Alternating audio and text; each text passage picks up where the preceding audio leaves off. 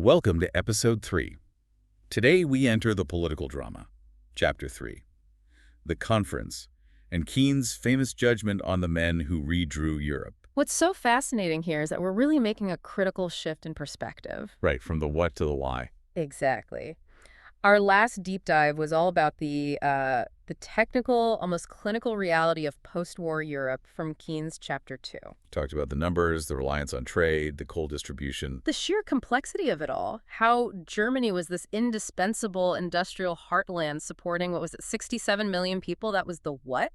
And now, with Chapter 3, we get into the human element, the politics. We do. We're moving into the political theater, the human failure, the sheer incapacity of the leaders, the four, who, and this is such a scathing line from Keynes, fulfilled their destinies in empty and arid intrigue. While the entire economic body of Europe was just collapsing around them. Precisely. And to really feel the weight of that criticism, we have to remember who's saying it.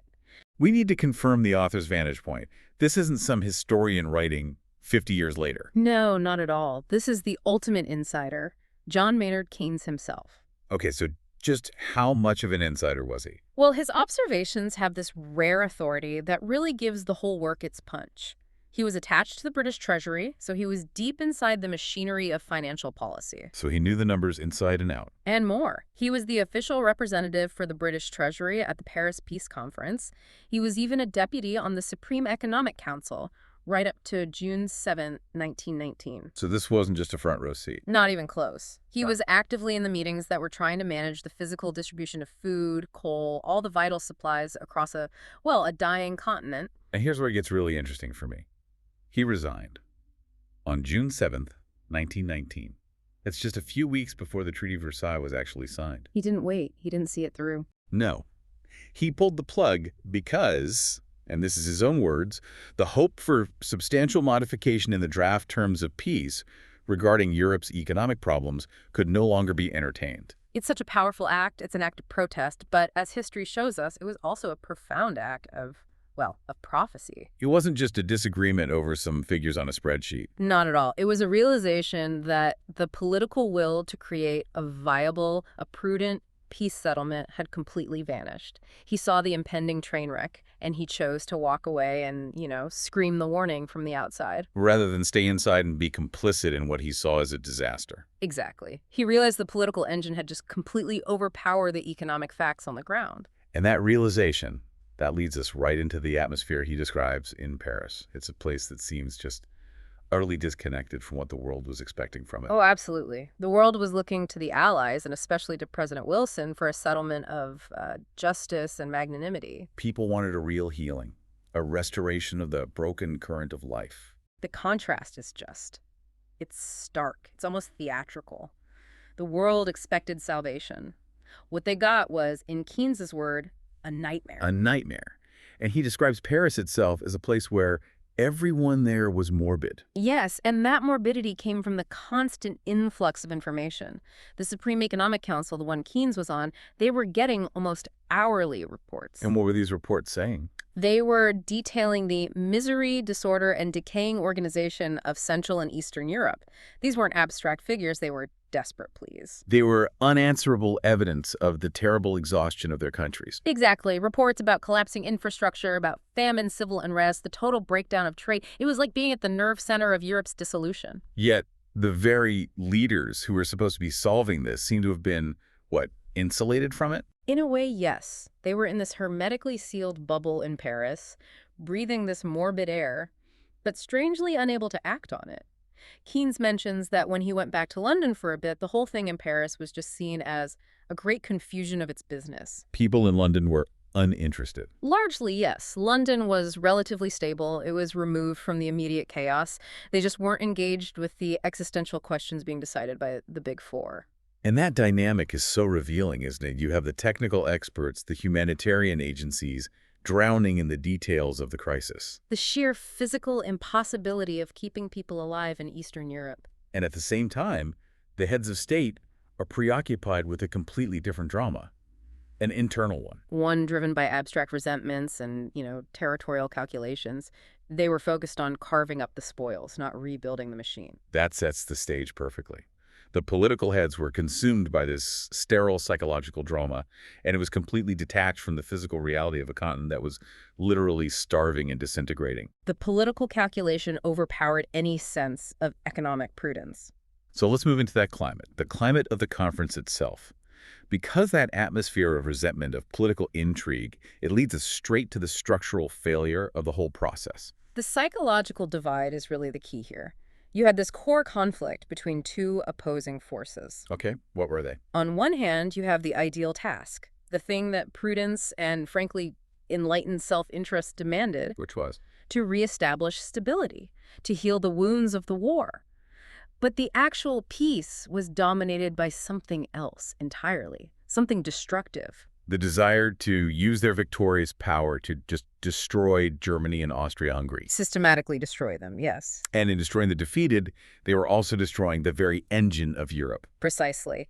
Keynes argued this approach, which was driven mostly by France and Italy, was just so short-sighted it was basically self-destruction. Because in their quest to annihilate Germany's economic capacity, they were simultaneously inviting the ruin of the rest of Europe. Including their own long-term financial stability. As we established in our last deep dive, the continent was just too deeply interconnected. You couldn't just remove a piece that large. So the conference wasn't about engineering a stable future at all. It was about satisfying immediate historical and deeply ingrained resentments. Especially the resentments of the French political class. And Keynes is very clear that the French leadership was masterful at turning that nationalistic resentment into actual policy. Oh, absolutely. When it came to economic matters, the French, who were driven by centuries of conflict and fear, they generally made the most definite and the most extreme proposals. They set the aggressive agenda from the start. But if the French were pushing such extreme ideas, why did their premier, Georges Clemenceau, the Tiger, get this reputation for being a moderate during the conference? That was his tactical brilliance. It's a real lesson in political maneuvering. So it was just for show. In many ways, yes. Clemenceau managed to look moderate by occasionally, and very publicly, throwing over the most ridiculous demands from his own financial ministers. People like Klotz or Loucheur. So he'd let them propose something insane, and then he'd swoop in and look like the reasonable one by scaling it back a little. Exactly. Keynes argues it was often just theater. By starting with these impossible demands, Clemenceau could establish a so-called moderate position for himself when he scaled them back. But in the end, the central economic lines of the treaty, The ones designed to cripple Germany. they represented the unyielding intellectual idea of France and of Clemenceau. And this focus on maximum retribution, it just guaranteed that the fundamental economic question, the whole subject of Chapter 2, would be ignored. Completely. The viability of Central Europe, where 67 million people needed organized transport and coal and trade just to eat, it was simply abandoned. It was just tossed aside like some irrelevant paperwork. It was. The Big Four focused all their energy on political demands, on redrawing maps, and on making sure they extracted the maximum monetary profit from the enemy, They were obsessed with securing the costs of the war, which was a political necessity for them. rather than securing the life and stability of the continent, which was an inconvenient economic necessity. Keynes found it an extraordinary fact that this fundamental problem of a starving Europe was impossible to arouse the interest of the four. They were playing this cynical, insular political game of payback, while outside the room, the very foundations of European capitalism were just actively crumbling. It becomes so clear that this failure hinges entirely on the personal capacity, the character of those four men. Which leads us to maybe the most famous part of the whole book. Indeed. The devastating, truly literary section, his brutal and iconic character studies. Keynes' portraits show how vanity, deep-seated vengeance, sheer unpreparedness, and opportunism among these leaders created a historical catastrophe. We have to analyze the psychology of the Council of Four. Let's start with the dominant figure, Georges Clemenceau, the premier of France. Keynes saw him as the most eminent, the most determined, and ultimately the most tragic of them all. Clemenceau was the absolute embodiment of the vengeful realist, and Keynes gives us this incredibly detailed, almost novelistic description of him in the meetings. Paint the picture for us. Okay, so picture him. He always wore a square-tailed coat of very good, thick, black broadcloth. He had on gray suede gloves that he never took off. Never. Never. And these thick black leather boots, country-style, buckled instead of laced. And crucially, he carried no papers and no portfolio. That detail about having no papers, that's key, isn't it? It signals he wasn't there to debate financial details or look at facts. Not at all. He was there to execute a singular, deeply held belief. He dictated philosophy, not numbers. And how did he act in the meetings? He conserved his strength. He often just closed his eyes, looking bored or like he was deep in meditation. His contributions were usually just a short sentence, decisive or cynical. So he was quiet, letting his ministers make the extreme proposals. All the while he was measuring his colleagues, sizing them up, and staying absolutely fixed on his final goal. And what was that goal? What was his philosophy? It was a philosophy of existential vengeance. Keynes argues that Clemenceau's politics were completely governed by the ghost of Bismarck and the long history of Franco-German conflict. He had one central, tragic illusion. Yes, the belief in the unique value of France and, critically, that nothing else mattering. In his mind, France had this unique claim to glory, but for it to survive, German power had to be absolutely and permanently destroyed. Economically, politically, territorially, everything. Everything. It sounds incredibly narrow, and ethnocentrism so profound it just blinded him to the whole concept of a shared European stability. It did.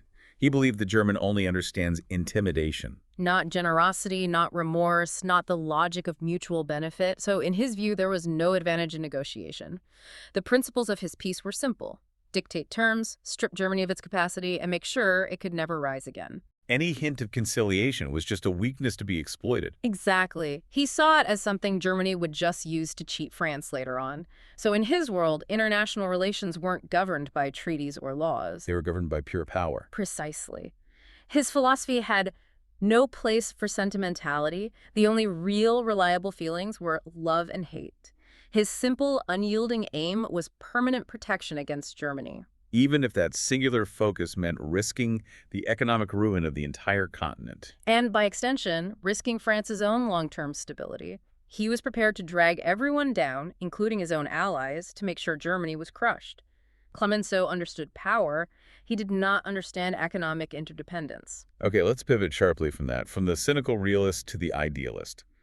Woodrow Wilson, the American president who arrived promising the exact opposite. Promised justice and the 14 points. Wilson's story in Paris is one of just a magnificent, tragic downfall.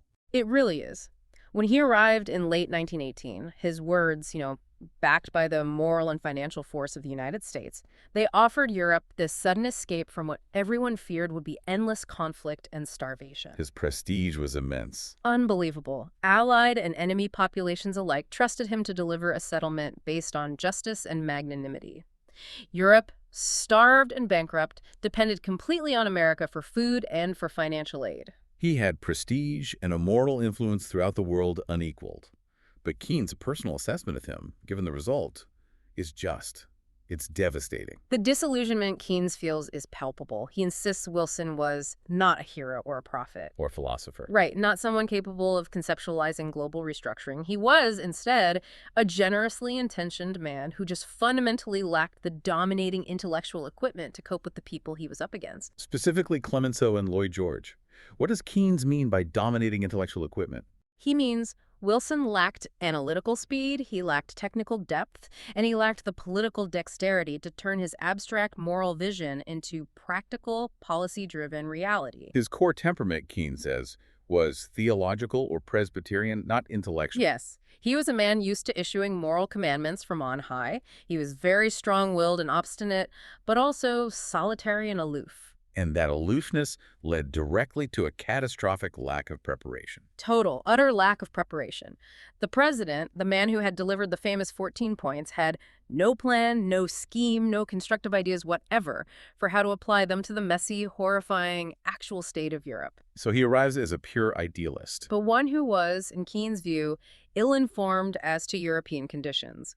He was dealing with this detailed, interconnected economic map of 1919 Europe, but he was using a moral compass that was more suited for a Sunday sermon. And this created an immediate, staggering political mismatch inside the Council of Four. It really did. Keynes focuses on Wilson's slowness amongst the Europeans. He was far too slow-minded and bewildered to keep up. He couldn't grasp the nuances of an argument, weigh the implications, and then frame a counterproposal on the fly. And this allowed his opponents, especially Lloyd George, to just defeat him again and again with the mere swiftness, apprehension, and agility of their thinking.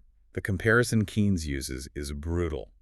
He calls the president a blind and deaf Don Quixote entering a political cavern where his opponents wielded a swift and glittering blade. He was just so easily maneuvered off his moral high ground because his mind was slow and unresourceful. He couldn't come up with concrete alternatives when he was challenged. And this failing was just compounded by his personality. If he was so outmatched, why didn't he use the brilliant technical support he brought with him? This is the core tragedy of Wilson's character in Paris. The aloofness that worked for him in Washington being the man above the political fray, it was devastating in Europe. He failed to remedy these defects by seeking aid from the collective wisdom of his lieutenants. He had an able group of businessmen for the economic chapters, some of the best experts available. He did, but he only called them in irregularly as he might need them for a particular purpose. He kept this abnormal reserve, remaining closeted, unsupported, unadvised, and alone. His fellow American plenipotentiaries were just dummies. They were. They had no real influence. The one man who needed help the most refused to accept it. And that immense public support he arrived with, that moral force, it already dimmed because it couldn't penetrate the hot and poison atmosphere of Paris. He'd completely isolated himself. And that isolation led to his ultimate political defeat, the abandonment of the 14 points. Since Wilson was incapable of admitting he was wrong or that he'd been beaten, he performed this immense intellectual trick. He allowed his own principles to become just a document for gloss and interpretation. Clothed in what Keynes famously called sophistry and Jesuitical exegesis, to make it align with the treaty's punitive substance. We really need to unpack that phrase, Jesuitical exegesis. It's so powerful and central to Keynes' argument about Wilson's self-deception. It's exceptionally strong language. Exegesis is the critical interpretation of a text, usually scripture. And Jesuitical, in this historical context, implies a clever, subtle, even deliberately misleading manipulation of text to justify an outcome you already want. All while keeping up an outward appearance of moral righteousness. Exactly. Keynes is accusing Wilson of engaging in intellectual dishonesty designed for self-preservation. So Wilson couldn't change the substance of the treaty, which was dictated by Clemenceau's vengeance and Lloyd George's politics. But he could manipulate the language around the treaty. He convinced himself that the harsh reality was somehow consistent with every syllable of his former promises. That punishing Germany with impossible debt was actually justice. That's it, precisely. Keynes believed Wilson's theological temperament let him leave Paris sincere. He was genuinely convinced the treaty was not inconsistent with his former professions. He'd built this elaborate intellectual apparatus of self-deception. To prevent himself from touching the raw, painful fact that he had abandoned the very contract that ended the war. He was defeated by the details, and then he defeated himself by justifying that failure with rhetorical gymnastics. Okay, now for the third figure, David Lloyd George, the British Prime Minister. He seems to have been the only one who really understood the political arena they were in, the opportunistic mediator. Lloyd George was the pure politician. Keynes describes him as medium-like. Meaning he was sensitive to the currents of public opinion, the atmosphere of a room. Exactly. He didn't operate from a fixed ideology. He relied on a telepathic instinct to appeal directly to the vanity, weakness, or self-interest of his immediate auditor. He was a phenomenal shapeshifter, always finding the path of least resistance that kept him in power. And unlike Wilson's abstract ideals, Lloyd George's decisions were governed entirely by immediate political necessity back home. You have to anchor his behavior in the politics of 1918. He just won the coupon election in December 1918 on some very politically charged promises. He promised to hang the Kaiser and demand the fullest indemnities. Meaning the entire cost of the war, including pensions and allowances. To justify that, he had to pledge to retain and liquidate all property, rights, and interests of Germans within Allied jurisdiction. So he was walking this impossible political tightrope on reparations. A complete tightrope. He'd promised the public the entire cost of the war, an astronomical figure, but he also knew from his own treasury officials like Keynes that the claims had to be limited by what Germany could actually pay. He was always silent about the inconvenient part, that the war had destroyed Germany's ability to generate wealth. And that contradiction defined his entire strategy in Paris. He needed to maintain the political bloc that his personal ascendancy depended on. He had to consolidate power by appearing to give in to the popular cry for vengeance. But at the same time, he was secretly trying to find a loophole to protect Britain's long-term interests, which of course required a stable German economy for trade. Yes, exactly.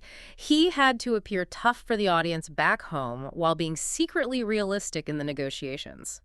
This is where the deception comes in. For example, he publicly committed to the idea that Germany could pay a figure like 20 billion pounds. A politically satisfying number. Right. While his own treasury officials were telling him the maximum realistic figure was closer to 2 billion. And what was the destructive economic consequence of allowing that huge gap between promise and reality to just hang there? It was economically ruinous. Because the treaty, instead of setting a fixed manageable debt, it created a structure of unknowable liability. Germany was left operating under the expectation of paying an impossible sum. So no one would invest or trade with them. It prevented any stabilization of their currency, their budget. Why would you? Lloyd George protected his political position by kicking the can down the road, making sure the eventual economic collapse would happen on someone else's watch. It sounds like his priority was always just political survival, even if it meant creating a treaty that would destabilize Europe and undermine Britain and France. He was the ultimate opportunist. Clemenceau wanted permanent destruction. Wilson wanted moral salvation but was utterly unprepared. And Lloyd George just wanted to keep his job. The treaty was the result of those three competing, inadequate personal priorities. Completely divorced from objective economic need. Right. So when you synthesize these character failings, vengeance, naivete, and opportunism, you get to Keynes' central thesis. The conference failed structurally because the leaders let personality and short-term politics override the fundamental necessity of impartiality in accordance with need. The conference was truly moved by, as Keynes puts it, insane delusion and reckless self-regard. They just lacked the moral and intellectual fitness for a crisis of this magnitude. The final outcome was dictated by Lloyd George's political bloc, Clemenceau's vengeance, and Wilson's total inability to fight for his principles when he was challenged on the details. And that political expediency meant abandoning the foundational contract that the whole armistice was based on. That's a massive betrayal. You cannot overstate it. Germany laid down its arms based on a solemn contract. The Allies had bound themselves to the principle that the peace terms would be based on Wilson's settlement, on justice and magnanimity. That was the formal precondition for ending the war. It was. Yet, in the morass of Paris, the spirit of that contract was ignored and the letter was distorted. When Germany sent its reply to the draft treaty, pointing out the huge inconsistencies, Wilson just refused to acknowledge it. Yeah, he refused, didn't he? Admitting the breach of contract would have forced him to confront his own failure. It would have destroyed the inner equipoise of his soul, as Keynes puts it. The political forces demanding maximum reparations were just too strong for Wilson's isolated ideals. And, as we've said, his failure was compounded by his active refusal to use his own economic team. It's just astonishing given the difficulty of the task. He had this able group of businessmen ready to go for the economic chapters, but he kept them at arm's length. Only called in irregularly for a particular purpose. This reliance on his own isolated judgment, even when he was demonstrably outmatched, was just catastrophic. He had all the resources for success, but lacked the psychological resourcefulness to actually use them. Instead, you see this cynical application of power led by French demands, because Clemenceau was the only one with a clear, uncompromising policy. He knew that Wilson and Lloyd George would eventually have to compromise, but he would not. And the result of these compounded character flaws and political strategies was a treaty that prioritized crushing Germany's economic life over the economic rehabilitation of the Allies themselves. That is the ultimate failure thesis. The treaty included, as Keynes says later, no provisions for the economic rehabilitation of Europe. Nothing to stabilize the new states, nothing to reclaim Russia, because the Council of Four was preoccupied with others. Clemenceau with vengeance, Lloyd George with political preservation. And Wilson performing elaborate mental gymnastics to convince himself he was doing nothing that was not just and right. The structural failure, then, is this. The one question that it was impossible to arouse the interest of the four in was the fundamental economic problem of a Europe starving and disintegrating. They chose immediate political gain and historical vengeance over prudence and objective necessity. And that choice, rooted in the deep personal flaws of those three men, ensured that the Treaty of Versailles would be not a foundation for peace, but a ticking economic time bomb. So we've come through the political drama, we've witnessed the Council of Four, the vengeful realist, the ill-equipped prophet, and the opportunistic mediator, and we've analyzed the sheer inadequacy of their leadership. The cruel verdict from Keynes is crystal clear. The peace was fundamentally unsound because it failed to grasp the intricate economic organization of Europe, choosing sentiment, fear, and vengeance instead. And the lasting tragedy is that the treaty was structurally defective. It failed to secure the rehabilitation of France and Italy because it prioritized crushing Germany's ability to pay. By focusing on endless extortion rather than a fixed, manageable debt, they ensured that the chaos of Central Europe would destabilize the entire global system. And what we're going to see next is exactly how this short-sighted political vision was translated into binding legal text. Text that attempted the wholesale expropriation of private property and created these ruinous clauses for coal and transport. Which really raises an important question for you, the listener, to think about. If the leaders acted out of insane delusion and reckless self-regard, ignoring the terrifying exhaustion unfolding hourly, what kind of institutions or constructive solutions did they deliberately ignore? What were the blueprints for cooperative economic survival that they just threw away? Keynes offers some potent remedies later in the book, solutions to stabilize currency, to address social threats, to rebuild trade-all mechanisms of stability that the conference utterly neglected in favor of settling scores. We will now close this deep dive, but we encourage you to continue in Episode 4, where we will begin to break down the clauses of Chapter 4, the treaty, and examine exactly how the vision, or lack thereof, of these leaders was translated into the binding legal text, specifically looking at the expropriation of German private property and the onerous transport and coal clauses that effectively dismantled Central Europe's economic infrastructure.